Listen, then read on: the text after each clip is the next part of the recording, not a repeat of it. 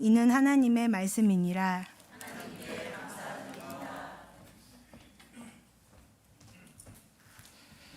네, 주님의 귀한 말씀을 봉독해 주셔서 감사합니다. 참 좋으신 우리 주님의 은혜와 평강이 오늘도 우리 사랑하는 모든 교우들과 함께하길 주님의 이름으로 축원합니다. 예, 우리가 야곱의 인생에 대해서 우리가 함께 살펴보고 있습니다. 자, 오늘은 지난 주에 이어서 야곱이 이제 아주 자기 때문에 화가 난 그 형 에서를 피해서 도망치는 그 장면의 연속을 보도록 하겠습니다. 지난주에 우리가 보았었는데요, 야곱은 자기 고향 브엘세바를 떠나서 외삼촌이 살고 있는 땅 하란으로 갔어야 됐습니다. 그래서 제일 아래에서 제일 위쪽으로 지금 올라가고 있죠. 그러다가 여행 초반에는 지난주에 보았습니다마는 그의 인생에 처음으로 하나님을 만나서 하나님의 말씀을 음성을 듣고 또 하나님의 약속을 확인하는 아주 진귀한 경험을 하게 됩니다. 그래서 그 장소를 하나님의 집 베이트엘, 베델이라고 하죠. 베델로 부르게 되는 것 우리가 보았습니다. 그래서 고향에서 하란까지는 약 800km라고 하는 먼 곳으로 이제 떨어진 그곳으로 가게 되고요. 결국은 이제 오늘 말씀에서는 외삼촌 라반의 이제 집까지 도착을 한 겁니다. 거기서 라반의 가족을 만나게 되는데 그 중에 먼저 라반의 둘째 딸인 라헬을 만나게 되고 라헬에 대한 마음을 품게 됩니다. 그래서 오늘 이야기는 야곱이 그 라헬과 결혼을 하게 되는 그 과정을 설명을 하고 있는데요. 두 사람은 이렇게 보면 식상할 수도 있는데 우물가에서 만났어요. 그래서 우물가에서 딱 만나서 한눈에 반한 것 같습니다. 아마도 그 앞에 이야기 우리가 읽지 않았지만 여성을 감동시킬 만한 아주 매너 있는 남자의 어떤 표상이라고 할 수 있죠. 야곱이 그렇게 잘 섬겨줬고 또 아마도 라헬이 이런 남자 참 괜찮다라는 생각을 한 것 같습니다. 자, 그런데 이런 야곱의 사랑이 결실을 맺기까지 이제 아주 중요한 난관에 봉착하게 됩니다. 그 난관은 바로 라헬의 아버지이고 또 야곱의 외삼촌인 라반이었습니다. 처음에 라반이 야곱을 만났을 때는 너는 참으로 내 혈육이로다 하면서 아주 환영을 했습니다. 그러면서 이제 한 달을 함께 지내보는 거죠. 지내봤더니 마음에 들어요. 야곱이 아주 똑똑한 사람이거든요. 일머리도 있고 또 지내보니까 생활력이 있는 남자구나. 그러면 우리 집에서 우리의 어떤 가정경제를 이렇게 이끌어줄 수 있는 좋은 사람도 될 거고 또 딸같이 나빠니까 이 정도 참 좋다 이런 생각을 아마 하지 않았겠습니까? 자, 그러는 가운데서 이제 한 달을 딱 지나면서 그래도 뭐 그냥 무턱대고 같이 살 수는 없으니까 그래, 그렇다면 일을 하고 품삯을 받는 형태로 지내자라고 해서 제안을 했습니다. 너 어떻게 할래? 너 원하는 품삯이 있니? 라고 물어봤던 겁니다. 사실은 야곱의 노동력에 대해서 흥정을 하는 거죠. 그러니까 라반이 머리가 아주 비상한 거거든요. 본인이 제시하지 않고 더부살이를 온 이 야곱과 또 자기 딸에 대해서 뭔가 모종에 뭐가 있는 그걸 딱 파악하면서 이야기를 던진 겁니다. 사실 야곱은 말씀드린 것처럼 이 외삼촌의 둘째 딸 라헬을 좋아했고 또 본인이 이제 40이 넘었어요. 이제 결혼을 해야 되겠다 싶은 그런 나이였고 그래서 말하기를 제가 7년 동안 다른 품삯 받지 않고 일하겠습니다. 그러나 7년이 딱 되면 삼촌 둘째 딸 라헬과 결혼하게 해주십시오 라고 제안을 합니다. 우선 여러분, 이게 고대 사회라고 하는 점 그리고 아직은 구약의 율법이 주어지지 않았던 때이기 때문에 우리가 기본적으로 가지고 있는 그런 상식을 가지고 보면 안 되고요, 이 시대에 이런 상식에서 진행이 되는 겁니다. 문제가 없다는 겁니다. 어쨌든 야곱은 그렇게 제안을 했고 라반은 괜찮다라고 받아들였습니다. 그렇게 해서 야곱은 충실하게 7년을 꼬박 채우게 되는 거죠. 자, 19절과 20절 보시면 라반이 이르되 그를 너에게 주는 것이 타인에게 주는 것보다 나으니 나와 함께 있으라. 야곱이 라헬을 위하여 7년 동안 라반을 섬겼으나 그를 사랑하는 까닭에 7년을 며칠같이 여겼더라. 예, 순정남입니다. 그렇죠? 이런 남자가 세상에 이게 성경이니까 있는 거 아닌가 그런 생각이 저는 좀 드는데 모르겠습니다. 우리 중에도 있을지 모르겠습니다만은 어쨌든 야곱은 7년을 꼬박 정말 그렇게 그냥 숙식만 해결하면서 그렇게 7년을 열심히 일을 했습니다. 자, 그랬더니 이제 결혼하게 해달라고 요청을 했겠죠. 그랬더니 라반은 그래 맞아 우리 계약한 거니까 이제 결혼을 하자 하면서 그 지역의 관례대로 이 중동에서는 결혼을 하기 전에 잔치를 성대하게 열거든요. 그래서 잔치를 막 합니다. 그래서 동네 사람들을 다 불러 모아 가지고 밤이 늦도록 잔치를 하게 됩니다. 그리고 밤이 되었을 때 야곱이 고대하고 고대했던 첫날 밤을 치를 수 있도록 그렇게 다 마련을 한 겁니다. 그렇게 해서 이제 하루가 지나게 됐어요. 다음날 아침 야곱은 깜짝 놀랐던 거죠. 7년을 간절히 원했던 라헬이 내 옆에 있는 것이 아니라 그 언니 레아가 내 옆에 누워 있는 겁니다. 얼마나 놀랐겠습니까? 당황했겠죠. 그래서 야곱은 당연히 외삼촌을 찾아갔습니다. 근데 돌아온 대답이 더 황당했어요. 우리 동네에서는 언니보다 아우를 먼저 시집 보낸 일이 없다. 그래서 그랬다. 이미 다 이야기를 한 건데.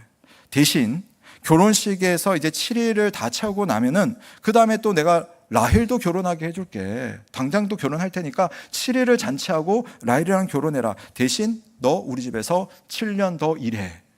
이렇게 된 거예요. 머리가 비상합니다. 그러니까 처음에 이 이야기를 할 때는 너 품삯 어떻게 할래라고 정중하게 질문을 했어요. 근데 지금은 이제 답답하지 않거든요. 너 7년 동안 더 일해. 이렇게 딱 이야기를 하는 겁니다. 아주 장사를 잘하는 사람인 것 같아요. 야곱의 입장에서는 아니 그런 관습이 있기는 있는 것이냐라고 묻든지 아니면 삼촌 왜 처음부터 그렇게 이야기하지 않았습니까? 라고 따지고 싶었겠지만 이제 와서 할 수 있는 것이 아무것도 없었어요. 그야말로 속수무책. 두 손을 다 묶여가지고 할 수 있는 방도가 하나도 없는 그런 상황이었습니다.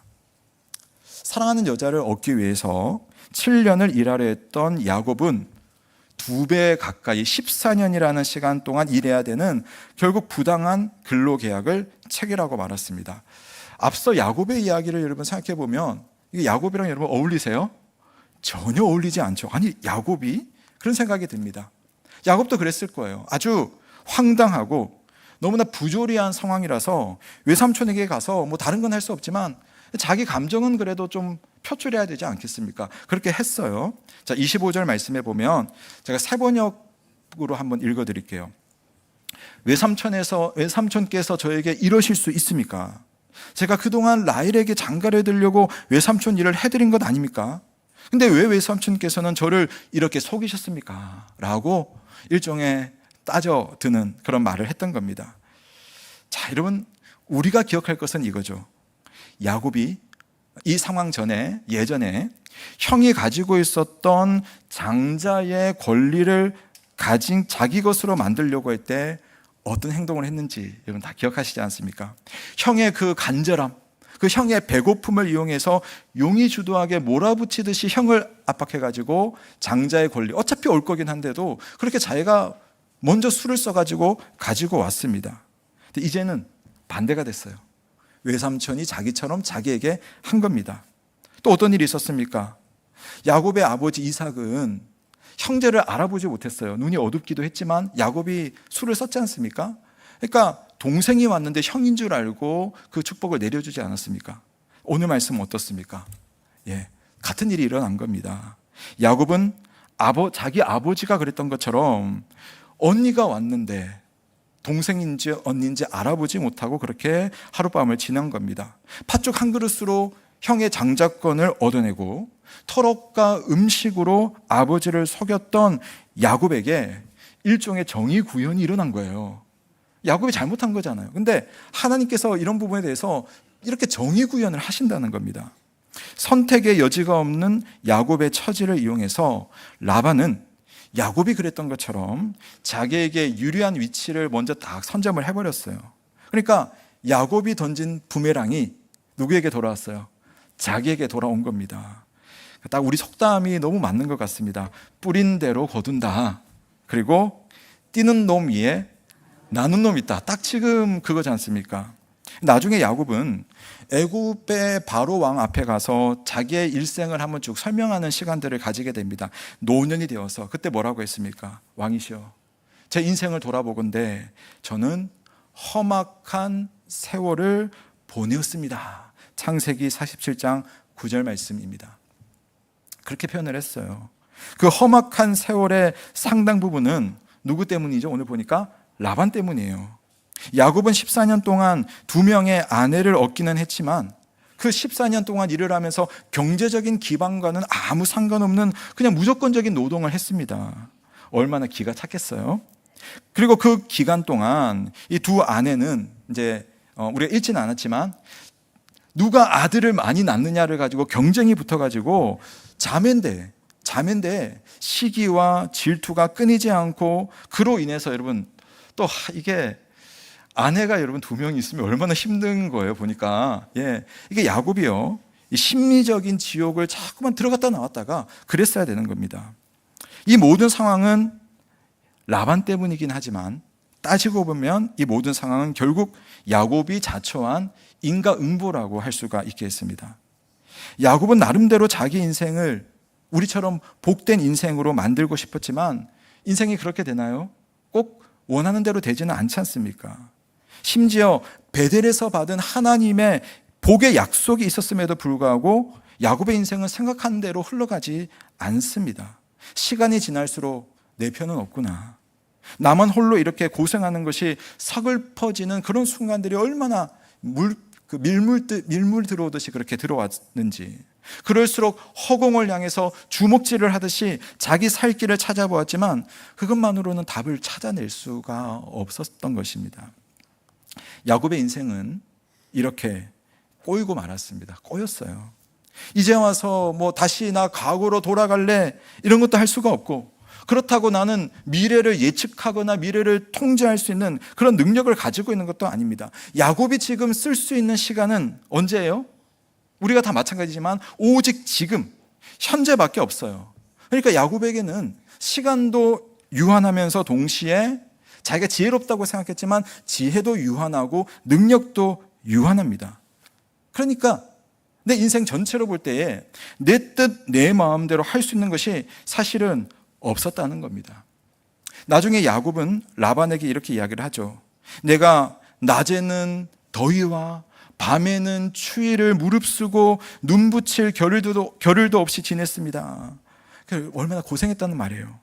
시간과 환경과 능력이 야곱에게는 얼마나 유한한지, 그래서 자기 인생이 얼마나 고됐는지를 고백했어요.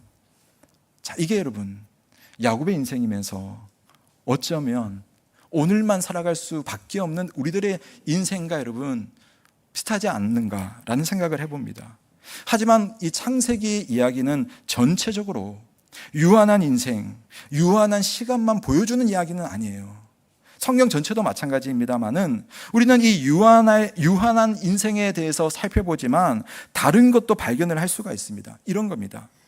유한한 우리의 시간 속으로 무한한 하나님께서 들어오신다. 우리의 시간은 유한하고 우리의 능력은 제한되어 있지만, 그러나 시간이 무한하고 능력이 무한하신 하나님께서 우리에게 들어오신다면 어떻게 되는 것일까? 우리 그걸 발견할 수가 있는 거죠. 야곱은 이 상황 자체가 답답할지 몰라도 지금 야곱의 가족에게는 아주 특별한 일이 지금 일어나고 있어요. 자, 우리가 읽은 부분은 아닙니다만은 29장 31절부터 30장 24절까지는 이제 야곱의 아들들이 줄줄이 태어나는 장면이 나와요. 심지어는 이 두 자매의 여종들을 통하여서도 아들들이 태어납니다. 그리고 31절을 보시면 분명히 이 상황들은 하나님께서 개입하셔서 남편에게 사랑받지 못하는 레아를 위로한 것이다라는 이야기가 되어 있어요. 또 반면에 라헬은 또 자녀가 없어요. 남편에게 사랑은 받지만. 그래서 자매 사이에는 정말 이 시기와 갈등이 끊이지 않는 겁니다. 나중에 종들까지 끌어들여서 아기 낳기 경쟁까지 벌어지고 결국은 이제 라헬도 이제 아들 둘을 낳게 되죠. 자, 30장 24절을 보니까 요셉이 태어나요. 그래서 이 사랑 싸움의 소용돌이 속에서 일단 대략적으로는 우선 일단 일단락이 되는데, 여러분 여기 보시면 이스라엘의 12지파의 조상이 태어난 거예요. 치고받고 난리가 났습니다. 야곱은 그 사이에서 여러분 얼마나 남자가 쪼그라들었겠어요. 그런데 지금 이런 상황 속에서 어떤 일이 벌어졌느냐, 이스라엘 백성을 이끌고 구성할 12지파의 조상들이 태어난 겁니다. 그리고 그렇게 자녀들이 태어나자 야곱은 이제 여기에 머물 수 없겠다, 고향으로 가야겠다라는 마음을 먹고 삼촌에게 나 가겠습니다라고 의사를 전달합니다. 이건 다음번에 볼 내용이지만 이것 때문에 또 여러 가지 일들이 막 일어납니다. 근데 결과적으로 야곱은 바로 이 사실 때문에 경제적인 여유까지 얻게 되고 또 자기 형과의 화해도 일어날 수 있는 여러 가지 기반들을 마련하고 고향으로 돌아갈 수 있게 됩니다. 그러니까 여러분, 우리가 이런 장면들을 앞으로 보면서 우리는 지난주에 보았던 베델에서 만났던 하나님, 그 하나님의 약속을 떠올려 볼 수밖에 없습니다.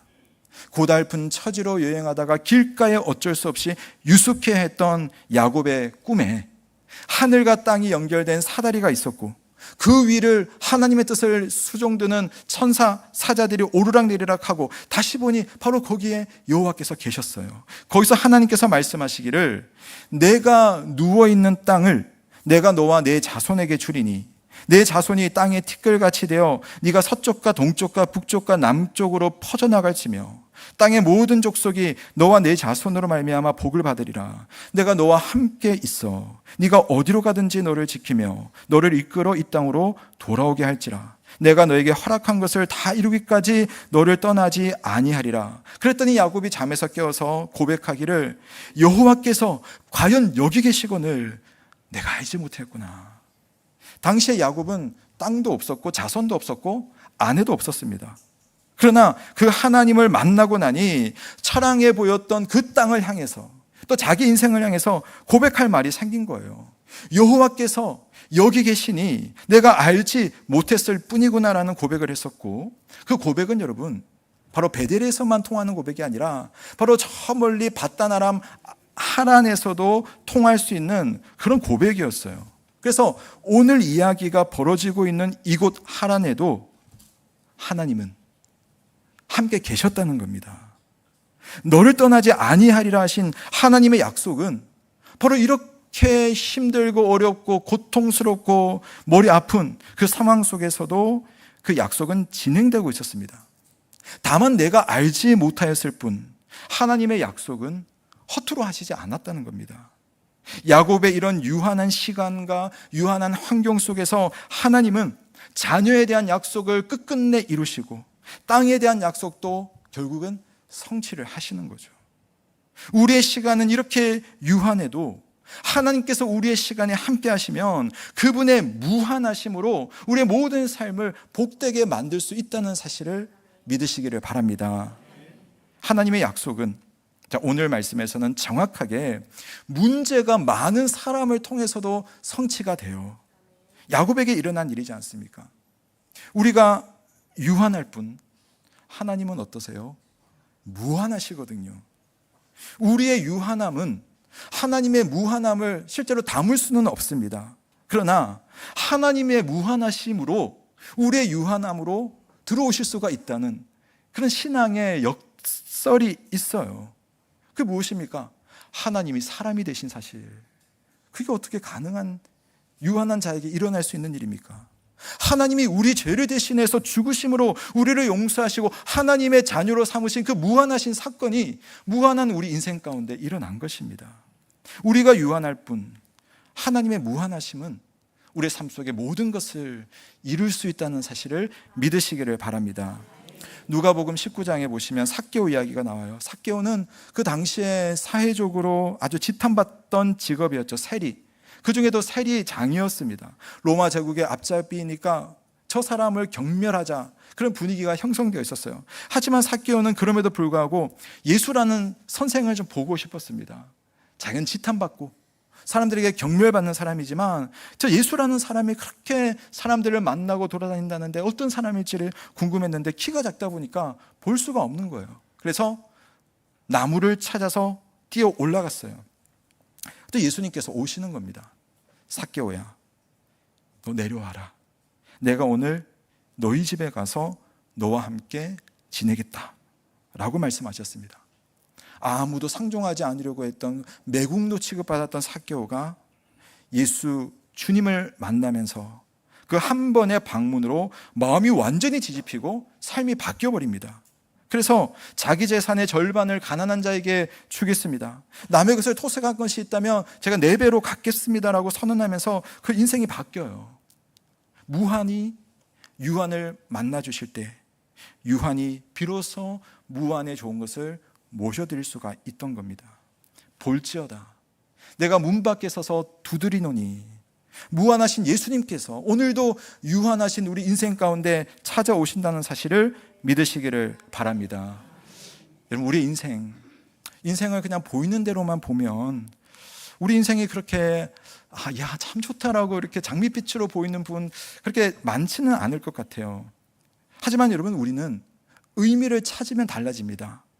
의미를 찾는 이들에게는 인생에 보이는 아름다움이 있어요. 자기 설교를 준비하면서 딱 떠올랐던 영화가 있습니다. 예, 인생은 아름다워. 여러분 보신 분들 많으시죠? 제가 손에 꼽을 수 있게 제가 좋아하는 영화인데요. 거의 지금부터 30년 전 영화입니다. 참 명작인데요. 간단하게 내용은 이렇습니다.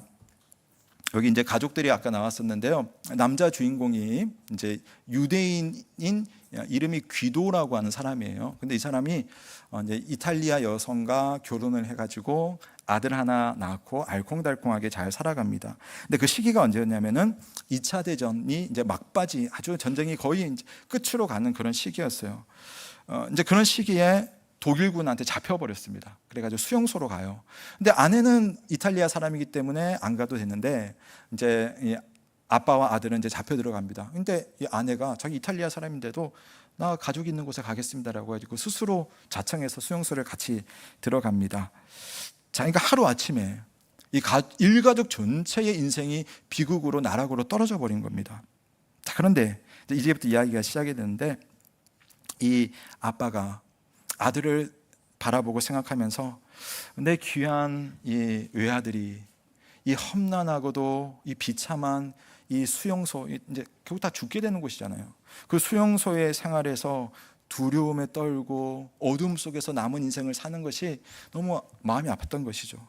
그래서 머리를 썼어요. 이분은 유쾌한 사람이었거든요. 야, 이거 있잖아, 이거 게임이야. 우리 지금 게임하고 있는 거야. 그래서 저기 노란 옷 입은 군인이 나오면 너 숨바꼭질 하는 거거든. 숨어가지고 피하면 돼. 너 들키면 안 돼. 안 들키면 너에게 점수를 줄 텐데 네가 1000점을 모으면 이제 너에게 탱크 선물을 줄 거야. 진짜 탱크 선물을 받을 거야 라고 막 하면서 막 그러는 거예요. 그러면서 아이는 철석같이 믿으면서 이제 게임을 하는 거예요. 거기서 몇 번의 위기 상황이 있었지만 아들을 안심시키고 보호하기 위해서 이 아빠가 얼마나 눈물겹게 노력을 하는지 모릅니다. 그런데 이제 이 전쟁이 막바지로 가면서 결국 독일군이 이제 최후의 발악을 하면서 수용소에 있는 유대인들을 다 죽이려고 작정을 하게 됩니다. 그 사실을 알게 된 이 아빠는 이제 아이를 이제 딱 숨겨놔요. 너 이제 절대 잡히면 안 돼. 근데 본인은 잡혔어요. 잡혀가지고 총뿌리가 저렇게 겨뉘어가지고 이제 잡혀가는 겁니다. 이제 총살 당하러 가는 거거든요. 근데 보시면 아들이 숨어서 자기를 보고 있거든요.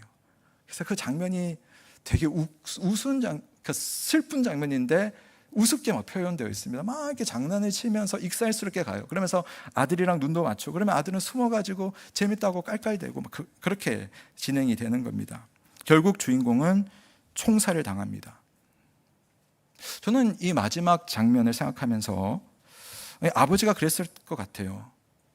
이 수용소의 삶도 아름다울 수 있다.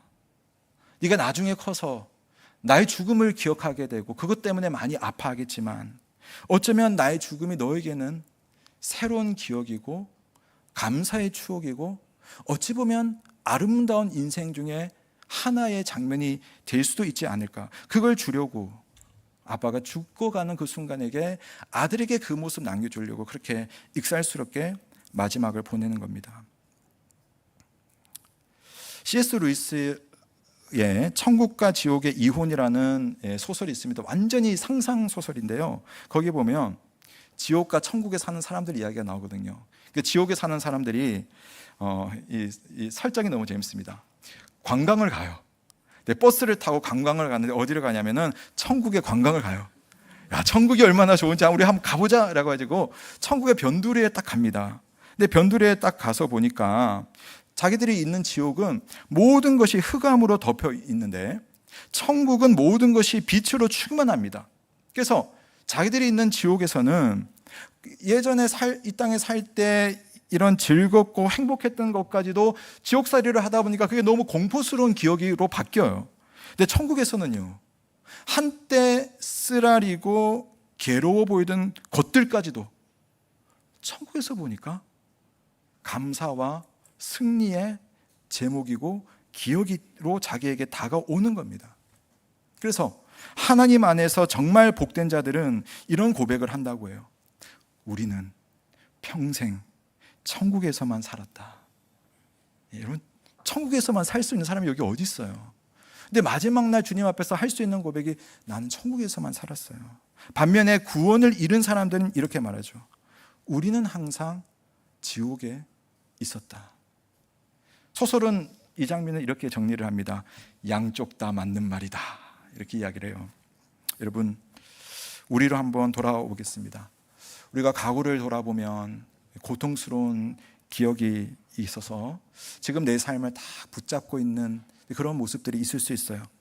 또 미래를 딱 생각해 보면 여러분, 자녀 생각해 보고 노후 생각해 보고 건강 생각해 보고 내 배우자 생각해 보고 이러면 미래가 여러분, 미래 때문에 오늘이 여러분 얼마나 염려에 여러분 휩싸여 있습니까? 그래서 지금 우리의 인생이 썩 좋아 보이지 않고 아름다워 보이지 않는 겁니다. 그러나 여러분, 우리가 잊지 말아야 할 한 가지 사실이 있어요. 실제 우리는 과거를 어떻게 할 수 없죠. 과거에 못 가니까. 미래를 주관할 수 없습니다. 우리는 존재 자체가 유한한 존재입니다. 야곱의 인생이 보여주는 것이 바로 그런 우리들의 모습이었어요. 그런데 무한하신 하나님은 우리의 그 모든 유한한 상황과 환경 속에 찾아오실 수 있고 찾아가실 수가 있는 겁니다. 과거면 과거대로 하나님께는 현재가 되고 미래면 미래대로 하나님께서는 계획하시고 통제할 수 있는 하나님의 그 모든 그런 캔버스가 될 수가 있는 겁니다. 우리는 과거에 살지 않고 미래를 예측하지 못한 채 오늘을 살아갑니다. 과거가 아쉽지만 그래서 그 과거를 우리는 우리에게 두는 것이 아니라 하나님께 맡겨드릴 수가 있는 겁니다. 그렇게 오늘을 해석해내는 거죠. 미래가 불안할 수 있지만 그 미래도 자비로우신 하나님의 그 현재가 될 수 있도록 하나님 안에서 우리는 미래를 바라보고 오늘을 기대할 수 있는 그런 믿음이 우리에게 있는 겁니다. 그렇다면 우리는 오늘을, 지금을, 그리고 모든 여러분의 평범한 순간들을 귀하게 여길 수 있고 지금 당하는 고통이라든지 아픔이라든지 육신의 질병이라든지 물론 그것은 나에게 염려거리고 아픔이긴 하지만 그럼에도 우리는 하나님께 맡겨드리는 가운데서 감사하며 살 수 있는 믿음의 은혜와 능력을 얻을 수 있을 줄로 믿습니다. 때로는 야곱처럼 뜻대로 되지 않아도 종종 내 삶이 하나님의 약속과는 너무 달라 보이는 상황이 펼쳐지더라도 우리가 지금 하나님을 믿고 과거의 하나님을 신뢰하고 미래를 이끄시는 하나님을 우리가 바라본다면, 그래서 우리가 지금 믿음에 어울리는 삶을 살고자 한다면 우리가 가진 것은 유한밖에 없지만 그러나 우리는 하나님의 무한함으로 오늘을 살아갈 수가 있을 것입니다. 그렇게 할 때에 하나님 안에서 우리의 모든 인생이 아름다울 수 있다는 사실을 믿으시는 저와 여러분 되시길 주님의 이름으로 축원합니다. 기도하겠습니다. 하나님 아버지, 오늘 야곱의 박한 인생을 보면서 우리 인생과 비추어 봅니다. 우리는 이렇게 연약하고 또 우리는 나름대로 살지만 참 부족한 삶을 살아갈 때가 얼마나 많은지 모릅니다. 그러나 하나님, 우리는 과거 때문에 오늘이 망가지거나 미래 때문에 오늘이 무서운 존재들이 아니라 과거에 계신 하나님이 오늘처럼 역사하시고 미래를 주관하시는 하나님이 내 인생을 이끌고 가심으로 오늘 자체를 평범하지만 감사와 기쁨과 즐거움과 은혜로 살아갈 수 있는 믿음의 사람이며 하나님의 자녀들임을 믿습니다. 오늘 하나님 앞에 그런 아픔이라든지 그런 불안이라든지 그런 여러 가지 것들로 인해서 고민스러운 성도들이 계시다면 오직 과거를 주장하시고 미래를 이끄시며 현재를 도우시는 그 하나님을 바라보며 우리의 인생이 결국은 주 안에서 아름다운 천국 같은 인생인 것을 발견할 수 있는 그런 믿음 우리에게 허락하여 주옵소서. 주께 감사를 드리며 살아계신 우리 구주 예수 그리스도